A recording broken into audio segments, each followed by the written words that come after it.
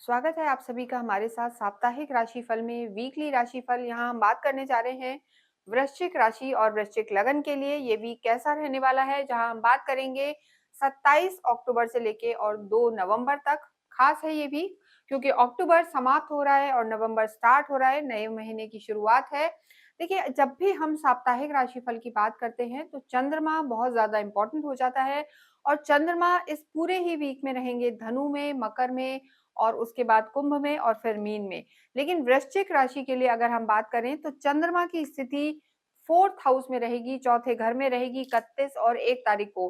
देखिए, जब भी चंद्रमा चौथे घर में हो, आठवें में हो और 12वें में होते हैं तो कमजोर हो जाते हैं, चाहे वो ट्रांजिट हो या आपकी खुद की कुंडलियों के हिसाब से भी जब हम देखते हैं तो चंद्रमा को चौथा, आठवां, 12वां घर सूट नहीं करता, यहाँ पर निर्बल हो जाते हैं। तो 31 और 1 तारीख को वृश्चिक राशि, वृश्चिक लगन को भी ध्यान रखना है। यहाँ पर राहु के साथ चंद्रमा होंगे, ग्रहण योग भी बनेगा और यहाँ पर आप थोड़ा-सा, आपका जो मन है अशांत रह सकता है, माता की तबीयत का ध्यान रखिए, घर में कलह का वातावरण हो सकता है। तो किन चीज़ों का ध्यान रखना है, क्या प्रभाव पड़ेगा, ये सब हम यहाँ देखेंगे। लेकिन यहाँ पर एक अच्छी बात है कि जो आपके खुद के लॉर्ड हैं, वो स्वग्रही हो गए, यानी मंगल वीक के शुरू में ही आपके खुद के घर में आ जाएँगे, स्वग्रही हो जाएँगे, तो स्थितियाँ आपकी प्रबल होंगी। और यहाँ पर भाग्य की भी जो स्थिति है, भाग्येश जो है आपके, देखिए भाग्येश तो यहाँ नीच के रहते हैं लेकिन भाग्य में उच्च के गुरु विराजमान है, तो भाग्य का भी साथ यहाँ पर वृश्चिक राशि वालों को मिलेगा, भाग्य प्रबल साथ देगा आपका। और वीक के एंड में शुक्र भी यहाँ पर स्वग्रही ही हम कह सकते हैं होंगे, तुला राशि में शुक्र प्रवेश करेंगे और इससे भी आपके जीवन में जो है रिश्तों में मधुरता आएगी। तो सबसे पहले हम बात करेंगे आपके स्वास्थ्य की। देखिए, जब भी स्वास्थ्य की बात करते हैं तो फर्स्ट हाउस को ज़रूर देखा जाता है, यानी मंगल आपके खुद के घर में होंगे तो इस पूरे ही वीक में आपकी जो इम्यूनिटी है वो बहुत अच्छी रहेगी, पहले से आपके स्वास्थ्य में सुधार होगा। लेकिन शुक्र अभी भी नीच के चल रहे हैं लगभग 2 तारीख तक और सूर्य भी नीच के हैं, तो थोड़ा-सा ओवरथिंकिंग की समस्या यहाँ पर बनी हुई दिखाई दे रही है और चिंताओं में थोड़े से घिरे हुए भी दिखाई दे रहे हैं। साथ ही साथ जिन लोगों को हार्ट से रिलेटेड प्रॉब्लम है या लिवर से रिलेटेड प्रॉब्लम है, उन्हें यहाँ पर इस वीक में खास ध्यान रखने की ज़रूरत है, क्योंकि कहीं न कहीं थोड़ा-सा आपको लिवर से रिलेटेड कोई प्रॉब्लम आ सकती है, तो खाने-पीने का ध्यान रखें। बहुत हेवी कोलेस्ट्रॉल वाला फूड यहाँ पर ना लें, वो आपके लिए बेहतर होगा, अन्यथा यहाँ पर चीज़ें आपकी ठीक बनी हुई हैं, किसी भी तरीके की कोई परेशानी मेजर नज़र नहीं आ रही है। लेकिन देखिए, ये गोचर है, ट्रांज़िट के आधार पर हम आपको चीज़ें बताते हैं, लेकिन आपकी खुद की कुंडली में ग्रहों की स्थिति कैसी है, बहुत कुछ उस पर भी निर्भर करता है। तो आप चाहें तो हमें अपनी कुंडली भेज सकते हैं और दिखा सकते हैं। नेक्स्ट हम बात करेंगे यहाँ पर आपकी लव लाइफ़ के बारे में। देखिए, जब भी लव लाइफ़ की बात करते हैं तो फिफ्थ हाउस को देखा जाता है कालपुरुष की कुंडली से। यहाँ के आपके जो लॉर्ड हैं वो गुरु हैं और इस समय गुरु यानी आपके लव लाइफ के जो लॉर्ड हैं उच्च के होकर आपके भाग्य में बैठे हैं। तो भाग्य तो आपका साथ देगा ही देगा, साथ ही लव लाइफ भी यहाँ बेहतर होगी। शनि भी आपकी लव लाइफ में ही विराजमान है, जहाँ शनि होते हैं वहां वृद्धि करते हैं, तो लव लाइफ में इस वीक में सुधार होगा। लेकिन जो हमने आपको डेट्स बताई हैं 31 और 1 तारीख को विशेष ध्यान रखें, आर्ग्यूमेंट्स में ना जाएं, अन्यथा चीजें खराब हो सकती हैं।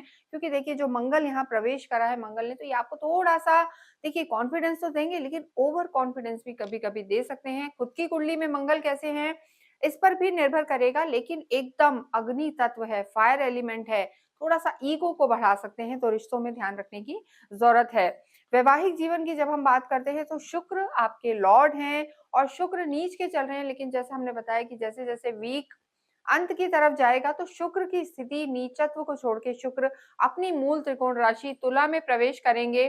और देखिए, तुला में भी हालांकि वो 12वें घर में होंगे, तो वैवाहिक जीवन में भी आपको इस वीक में ध्यान रखना है। बहुत ज्यादा हम कहेंगे कि बहुत प्रॉमिसिंग या अच्छा नजर नहीं आ रहा है, लेकिन यहाँ पर आपकी सोशलाइजिंग बढ़ेगी, घूमने फिरने जाएंगे, पैसा खर्च करेंगे आप अपने पार्टनर को खुश रखने के लिए, ये यहाँ पर नजर आ रहा है। तो वैवाहिक जीवन ठीक है, लेकिन देखिए एक और चीज है कि मंगल की सीधी दृष्टि आपके सप्तम पर है और मंगल का पहले घर में आना और यहाँ दृष्टि देना मंगल दोष बनाता है, तो मंगल दोष के कारण थोड़ा सा एग्रेशन और कॉन्फ्लिक्ट यहाँ दिखाई दे रहा है। तो आर्ग्यूमेंट्स को अवॉइड करें, गुस्से को कंट्रोल में रखें, क्योंकि सूर्य भी नीच के चल रहे हैं, तो वाणी को बहुत ध्यान से, उपयोगी होती है वाणी, और संभाल के यूज करें, यानी कटु वचन ना बोले, तो वैवाहिक जीवन ठीक रहेगा। कार्य क्षेत्र की बात करेंगे तो यहाँ कार्य क्षेत्र के आपके लॉर्ड भी सूर्य हैं और देखिए सूर्य का 12वें घर में जाना प्लस नीच का हो जाना, यहाँ पर थोड़ा मान-सम्मान को ठेस पहुँच सकती है, अपयश का सामना करना पड़ सकता है। जो आपकी गुडविल ऑरा बनी हुई थी, वो थोड़ी-सी यहाँ कमज़ोर नज़र आ रही है। तो वृश्चिक राशि, वृश्चिक लगन को हम कहेंगे जो कार्यक्षेत्र के लॉर्ड हैं सूर्य, उनकी स्थिति बेहतर नहीं है। तो देखिए केतु का यहाँ होना और सूर्य का कमज़ोर हो जाना, अगर आप किसी भी रूप में सरकारी क्षेत्र से जुड़े हुए हैं या किसी भी सरकारी या लाइज़निंग इस तरीके के कामों में हैं या सीनियर किसी पोस्ट पे हैं, तो अपने सीनियर्स का ध्यान रखें, सुनें, मेंटर्स की बात को मानें, पिता और पिता तुल्य लोगों का सम्मान करें, ये बहुत ज़रूरी है। अन्यथा थोड़ा-सा अपयश का सामना करना पड़ सकता है, निर्णय शक्ति भी इस समय कमज़ोर है, आपको समझ ही नहीं आ रहा है क्या सही है, क्या गलत। तो यहाँ पर हम ये कहेंगे कि आप इन चीज़ों का ध्यान रखें। लेकिन अगर आप सरकारी क्षेत्र में नहीं हैं, तो मंगल की स्थिति बहुत बेहतर है, रियल एस्टेट का काम कर रहे हैं, मेटल का काम कर रहे हैं, एक्सपोर्ट-इम्पोर्ट के कामों में हैं, विदेशों में जाके काम करना चाहते हैं, तो ये समय आपके लाभ का समय है।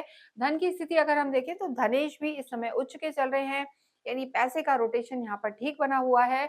लेकिन फिर भी एक चीज़ हम कहेंगे 31 और 1 तारीख को कोई भी बड़ा डिसीजन ना लें, अपनी प्रोफ़ेशनल लाइफ़ को लेके, धन की स्थिति को लेके, वो आपके लिए बेहतर होगा और कुछ भी बड़े इन्वेस्टमेंट या नया कोई कार्य यहाँ पर आप प्लान ना करें, तो आपकी चीज़ें ठीक रहने वाली हैं। विद्यार्थियों की स्थिति अच्छी है, जो भी विद्यार्थी हायर एजुकेशन में जाना चाहते हैं, पीआर के लिए ट्राई कर रहे थे या डिस्टेंस एजुकेशन में जाना चाहते थे, उनको यहाँ पर बिल्कुल लाभ होगा। तो विद्यार्थियों के लिए ये समय अच्छा है।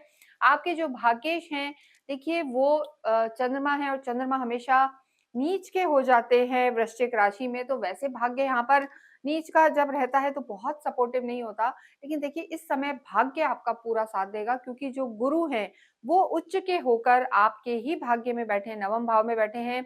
तो धर्म, अर्थ, अध्यात्म यहाँ पर सब कुछ बढ़ेगा, धार्मिक प्रवृत्ति रहेगी, आप जो हम कहेंगे आध्यात्मिक रहेंगे, दर्शन करेंगे भगवानों के जाके, मंदिरों में जाएँगे, यात्राएँ भी होंगी और ये माहौल भी कुछ त्योहारों का है, तो ये सब यहाँ पर दिखाई दे रहा है और भाग्य भी यहाँ साथ देगा क्योंकि उच्च के गुरु जो देखिए आपके धन भाव के स्वामी हैं और हम कहेंगे कि जो आपके त्रिकोण के लॉर्ड हैं, त्रिकोण के लॉर्ड का दूसरे त्रिकोण में जाना आपके भाग्य को बढ़ाने वाला होगा। तो ओवरऑल देखें तो सूर्य ज़रूर यहाँ पर सपोर्टिव नहीं है, लेकिन फिर भी मंगल और गुरु आपका साथ देते हुए नज़र आ रहे हैं। तो निर्णय शक्ति को उचित रखेंगे तो ये वीक आपके लिए लाभकारी रहेगा। लेकिन कोई भी बड़ा डिसीजन 31 और 1 को आपको नहीं लेना है। जितना हो हनुमान चालीसा का पाठ करें, अपने बड़ों का सम्मान करें और इसके साथ-साथ आप अवश्य ही ओम नमः शिवाय का जप करते रहें, जितना हो स्ट्रीट डॉग को फीड करें, गाय की सेवा करें, तो ये वीक आपके लिए अच्छा रहने वाला है। इसके साथ ही इस वीडियो को हम यहीं समाप्त करते हैं। कमेंट बॉक्स में अवश्य ही